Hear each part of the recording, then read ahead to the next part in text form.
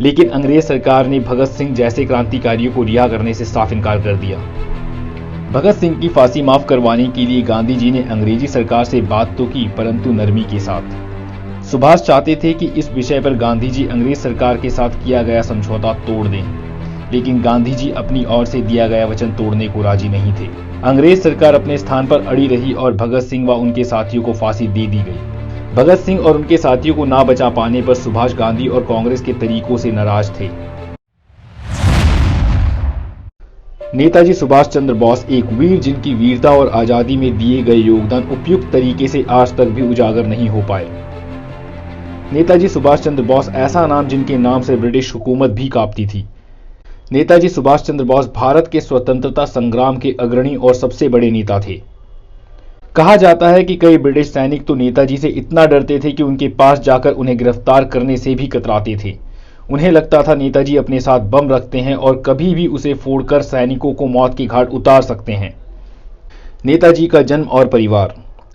नेताजी सुभाष चंद्र बोस का जन्म 23 जनवरी 1897 को उड़ीसा के कटक शहर में हिंदू परिवार में हुआ था। नेताजी के पिता का नाम जानकीनाथ बोस और माताजी का नाम प्रभावती था। जानकीनाथ बोस कटक के मशहूर वकील थे। जानकीनाथ बोस और प्रभावती की 14 संतानें थीं, जिसमें से 6 बेटियां और 8 बेटे थे। सुभाष उनकी 9वीं संतान और 5वें बेटे थे। नेताजी की शिक्षा। नेताजी ने अपनी प्राइमरी एजुकेशन कटक से ही पूरी की और बहुत ज़्यादा तबीयत खराब होने के बावजूद भी उन्होंने इंटरमीडिएट की परीक्षा दी और द्वितीय श्रेणी में इंटरमीडिएट पास किया। 49वीं बंगाल रेजिमेंट में भर्ती होने के लिए उन्होंने परीक्षा दी, किंतु आंखें खराब होने के कारण उन्हें सेना के लिए अयोग्य घोषित कर दिया गया था। इसके बाद उन्होंने मन लगाकर बीए की पढ़ाई पूरी की और 1919 में बीए ऑनर्स की परीक्षा प्रथम श्रेणी में उत्तीर्ण की। पिता की इच्छा थी कि सुभाष आईसीएस बने, किंतु उनकी आयु को देखते हुए केवल एक बार में ही उन्हें यह परीक्षा पास करनी थी। उन्होंने पिता से 24 घंटे का समय यह सोचने के लिए मांगा ताकि वे परीक्षा देने और ना देने के अंतिम निर्णय तक पहुंच सकें। सारी रात इसी असमंजस में जागते रहे कि क्या किया जाए। आखिर उन्होंने परीक्षा देने का फैसला किया और 15 सितंबर 1919 को इंग्लैंड चले गए। परीक्षा की तैयारी के लिए लंदन के किसी स्कूल में दाखिला ना मिलने पर सुभाष ने किसी तरह किड्स विलियम हॉल में मानसिक एवं नैतिक विज्ञान की ट्राईपास ऑनर्स की परीक्षा का अध्ययन करने हेतु प्रवेश प्राप्त कर लिया। इससे उनके रहने और खाने की समस्या हल हो गई। हॉल में एडमिशन लेना तो बहाना था, असली मकसद तो आईसीएस में पास होकर दिखाना था और 1920 में वो आईसीएस बन गए। इसके बाद सुभाष चंद्र बोस ने अपने बड़े भाई शरद चंद्र बोस को पत्र लिखकर उनकी राय जाननी चाहिए। उनके दिलो दिमाग पर महर्षि दयानंद सरस्वती और महर्षि अरविंद घोष के आदर्शों ने कब्जा कर रखा है। ऐसे में आईसीएस बनकर वह अंग्रेजों की गुलामी कैसे कर पाएंगे। उन्होंने 22 अप्रैल 1921 को भारत सचिव ई.एस. मांचेग्यू को आईसीएस से त्यागपत्र देने का पत्र लिखा। एक पत्र उन्होंने देशबंधु चित्तरंजन दास को भी लिखा और उनकी माता का उन्हें पत्र प्राप्त हुआ, जिसमें लिखा था, पिता, परिवार या अन्य लोग कुछ भी बोले, उन्हें अपने बेटे पर गर्व है। सुभाष जून 1921 में मानसिक एवं नैतिक विज्ञान में ट्राइसेप्स ऑनर्स की डिग्री के साथ स्वदेश वापस लौटे। स्वतंत्रता संग्राम में प्रवेश।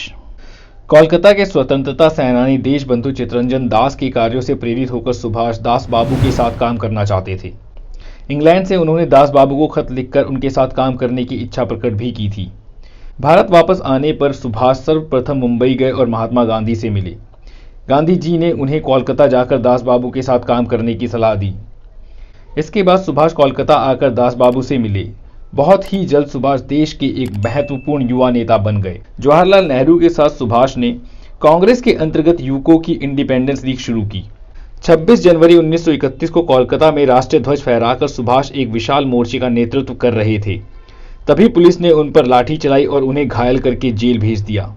जब सुभाष जेल में थे तब गांधी जी ने अंग्रेज सरकार से समझौता किया और सब कैदियों को रिहा करवा दिया, लेकिन अंग्रेज सरकार ने भगत सिंह जैसे क्रांतिकारियों को रिहा करने से साफ इनकार कर दिया। भगत सिंह की फांसी माफ करवाने के लिए गांधी जी ने अंग्रेजी सरकार से बात तो की, परंतु नरमी के साथ। सुभाष चाहते थे कि इस विषय पर गांधी जी अंग्रेज सरकार के साथ किया गया समझौता तोड़ दें, लेकिन गांधी जी अपनी ओर से दिया गया वचन तोड़ने को राजी नहीं थे। अंग्रेज सरकार अपने स्थान पर अड़ी रही और भगत सिंह व उनके साथियों को फांसी दे दी गई। भगत सिंह और उनके साथियों को ना बचा पाने पर सुभाष गांधी और कांग्रेस के तरीकों से नाराज थे। कारावास। अपने सार्वजनिक जीवन में सुभाष को कुल 11 बार कारावास हुआ। सबसे पहले उन्हें 16 जुलाई 1921 में 6 महीने का कारावास हुआ।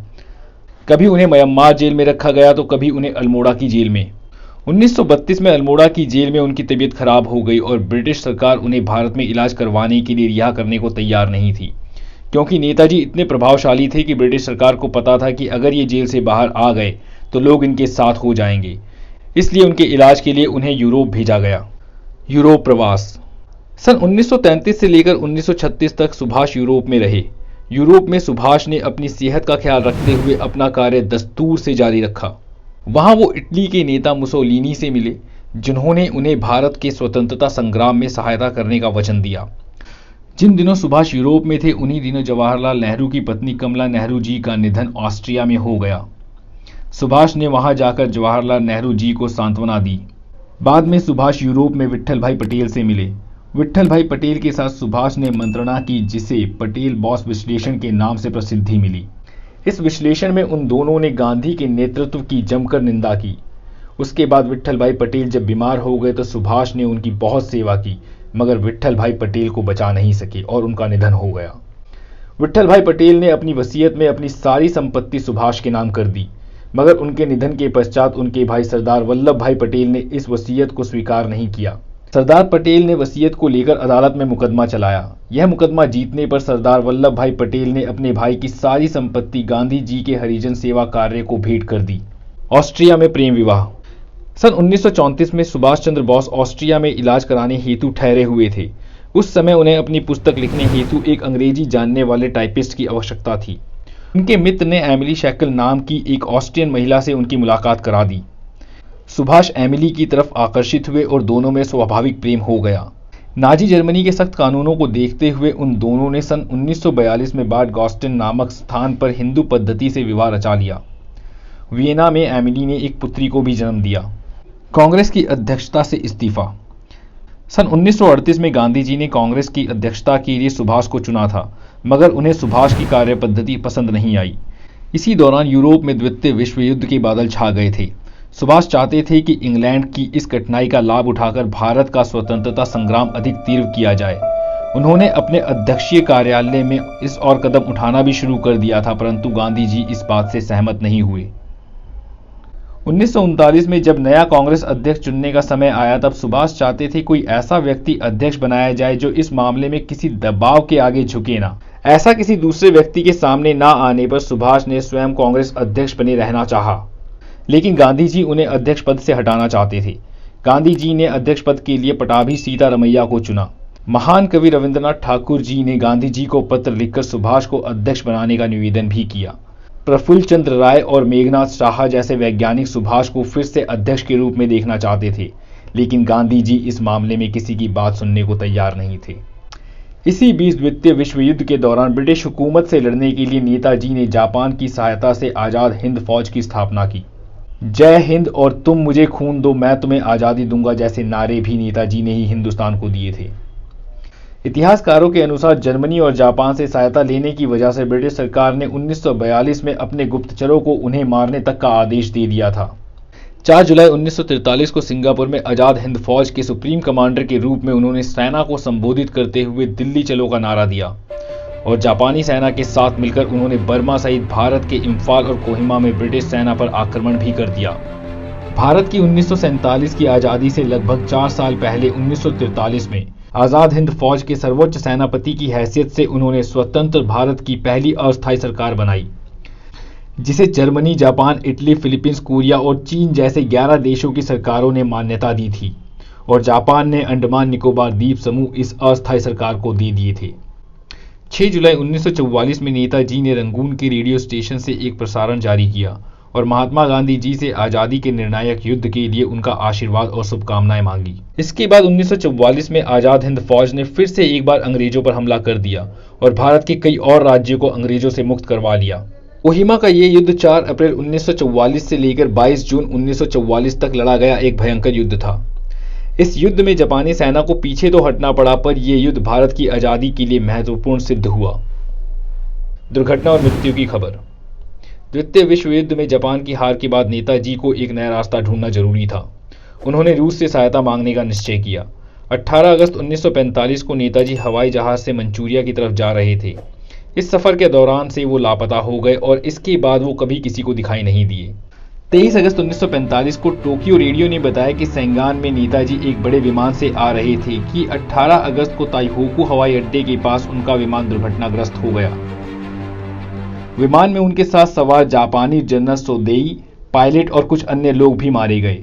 नेताजी गंभीर रूप से जल गए थे। उन्हें ताइहोकू सैनिक अस्पताल ले जाया गया और वहां उन्होंने दम तोड़ दिया। कर्नल हबीबी उर रहमान के अनुसार उनका अंतिम संस्कार ताइहोकू में ही कर दिया गया। सितंबर के मध्य में उनकी अस्थियां संचित करके जापान की राजधानी टोक्यो के रैंकोजी मंदिर में रख दी गई। भारतीय राष्ट्रीय अभिलेखागार से प्राप्त दस्तावेज के अनुसार नेताजी की मृत्यु 18 अगस्त 1945 को ताइहोकू के सैनिक अस्पताल में रात्रि 9 बजे हुई थी। स्वतंत्रता के पश्चात भारत सरकार ने इस घटना की जांच के लिए 1956 और 1977 में 2 बार आयोग नियुक्त किया। दोनों बार यह नतीजा निकला कि नेताजी उस विमान की दुर्घटना में शहीद हो गए। 1999 में मनोज कुमार मुखर्जी के नेतृत्व में तीसरा आयोग बनाया गया। में ताइवान सरकार ने मुखर्जी आयोग को बता दिया कि 1945 में ताइवान की भूमि पर कोई भी हवाई जहाज दुर्घटनाग्रस्त नहीं हुआ था। मुखर्जी आयोग ने भारत सरकार को अपनी रिपोर्ट पेश की, जिसमें उन्होंने कहा कि नेताजी की मृत्यु उस विमान दुर्घटना में होने का कोई सबूत नहीं है, लेकिन भारत सरकार ने मुखर्जी आयोग की इस रिपोर्ट को अस्वीकार कर दिया। 18 अगस्त 1945 के दिन नेताजी कहां लापता हो गए और उसके आगे उनका क्या हुआ, यह भारतीय इतिहास का सबसे बड़ा रहस्य बन गया है। देश के अलग अलग हिस्सों में आज भी लोग नेताजी को देखने और उनसे मिलने का दावा करते हैं। इसलिए नेताजी की मृत्यु आज भी एक विवाद का विषय है। जहां एक तरफ जापान में प्रति वर्ष 18 अगस्त को शहीदी दिवस के रूप में बड़ी धूमधाम से मनाया जाता है, वहीं दूसरी तरफ नेताजी के परिवार का मानना है कि नेताजी की मृत्यु 1945 में नहीं हुई थी, बल्कि वो 1945 के बाद रूस में नजरबंद थे। परिवार का मानना है कि अगर उनकी मृत्यु हो गई थी तो आज तक उनकी मृत्यु को लेकर भारत सरकार ने कोई दस्तावेज जारी क्यों नहीं किया। अब आजादी के 75 सालों के बाद नेताजी की जयंती 23 जनवरी को पराक्रम दिवस के रूप में मनाई जाती है।